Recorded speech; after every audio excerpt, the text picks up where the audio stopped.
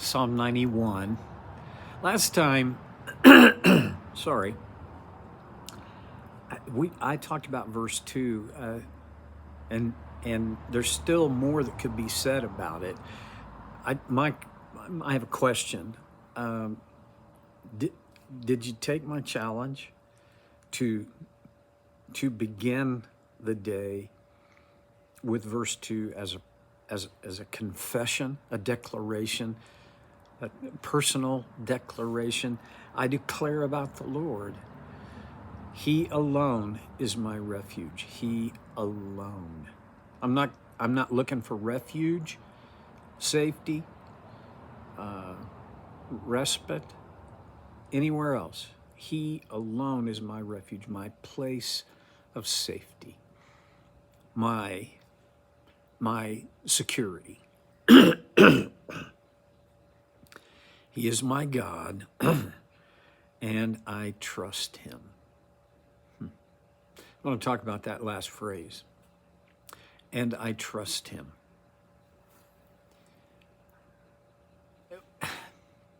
One of the big ahas in my life was when this has been 15, not quite 20 years ago, when I read True-Faced by John Lynch and his two ministry partner guys. And excuse me. In that book, he writes about how do we please God? For most of us, I'll just say it, for me, I grew up believing that my job was to please God. And I don't think that's wrong. But the way to do that, I understood from the, authorities in my life, was to try harder. Try harder to please God. Work harder. Do more. Be more faithful. And I mean, that was pretty much my whole life mission. In one way or another, when I wasn't trying to please myself.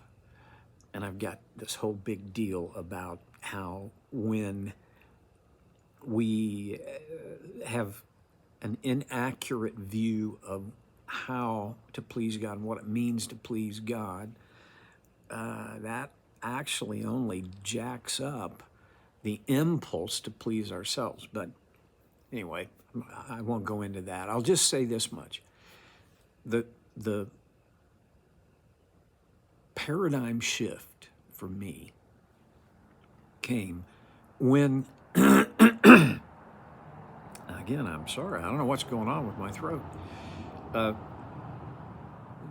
In True-Faced, he writes about in Hebrews chapter 11, he says, without faith, it is impossible to please God. Now, when you pull that apart, expand the thinking on that is, if it's impossible to please God without faith, I don't know that only faith pleases God, but I will say this: whatever else I do,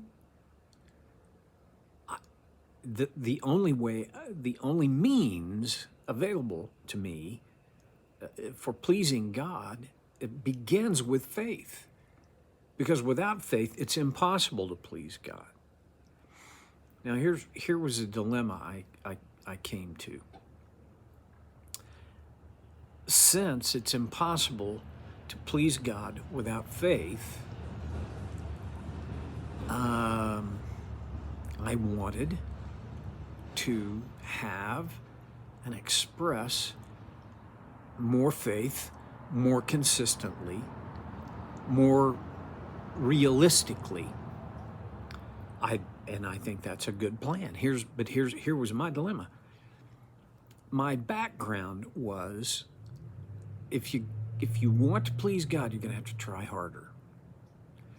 So that set up what I think is an oxymoron: to try harder to have more faith.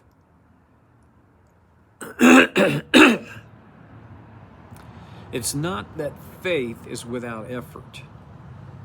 I can't, there's no way I can figure it out and take effort out of it. So, yeah, okay. But try harder to have more faith. How do you do that? I struggle with this. And maybe you don't. If you've got it figured out, boy, I want to learn from you how that works. For me, ever since that dawning awareness, this paradigm shift for me, I have been trying to figure out, how do I have more faith and express it more consistently, more authentically in my life? Okay, I don't have it figured out. So, but I'll just share a little bit of my wanderings on this. First of all, if for me, and I freely admit, I'm just sharing my opinion here, but for me, my expression of faith is in the context of my normal, daily, boring, uneventful, seemingly unimportant life. And I think when I was a younger person, it was all about the big deal, the big faith. Every once in a while, I do have those things. So do you. But the routine is less about these spectacular, what's the word I want to use, exceptional moments, and more, almost totally about just my little life. That's where there's no context in my life where faith is not involved. And so the starting point for me was to recontextualize where and how and when I express my faith. Instead of these big events, I am convinced it's down here on the street level. Okay. Then how do I get more faith? I don't have a good answer to that. My intuition is that I get more faith in a similar way as how I get more patience. How do you get more patience? By more struggle. I wish I had a more pleasing and appealing approach, but that's just the reality. You don't get patience without struggle. Now, faith, how does faith grow? It grows in a similar way, I believe, through struggle. So, this is one of those Sunday school deals, right? This is a great thing to say in a presentation, but it's really pretty hard to live. And here it is. When a point of struggle comes, when difficulty visits, now we're talking about James. What is it in chapter 1 where he says, welcome trials like friends? when they come, they, on this pretty lofty level, they are an opportunity for me to express faith. And when I get past the struggle, I can look back on the process as well as the product, and my faith is at least affirmed. All right, now, that's not easy for me. I have friends that are, off the charts optimistic, and I am not. I want to believe I'm a realist. I've told you this before, but the truth is I fall on the pessimist side. I have to consciously remind myself to revisit the times that God carried me through a trial. My experience with trials, really, the sum total of that experience is God always showed up. Did he show up when and how I wanted him to, or I thought he should? Well, no.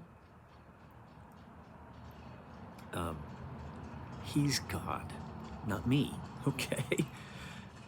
But when I remind myself of how and when and where God shows up and is faithful to me, my faith is built, it's refreshed, renewed. I just don't do that often enough. I write in a journal almost every morning, and most of the time it's my complaints, it's my whinings, my requests. Not often enough do I go back and reflect on how God showed up. And it doesn't have to be, again, well, I'm not talking about this should be on the, all scattered all over the internet type thing. No, I'm talking about little things, but little things count. So maybe a challenge is develop the pattern, the habit, and to intentionally reflect on God's faithfulness, on when and how he showed up. And then there's this, probably the last thing I've got time for, about faith. How much faith does it take? You know that. Answer to that is in when Jesus said, if you have faith the size of a mustard seed, and you say, just read this in the book of Luke, you say to I think it was a mulberry bush, go jump in the sea, it'll go jump in the sea. Now that is hyperbole, okay? That's Jesus making a point through exaggeration. What's the point? The point is it doesn't take huge faith in terms of quantity. So I consider myself a person of small faith. My friend David Shelton, who made heaven ahead of me, had big faith. I always envied his faith. Another friend, Kent Oder, man, he's got huge faith. Me, it seems so small in comparison. All right, here's the reality. God is not comparing your faith to anybody else's. He's not comparing my faith to either one of those friends of mine who, in my view, have huge faith. When God thinks of us, he's not thinking comparatively. He sees right into our heart, right to our motive. And even faith as small as a mustard seed is enough. Trust. Trust is the key to living a life that matters. You're my God, and I trust you. Well, see you next time on Soul Care with Stevie.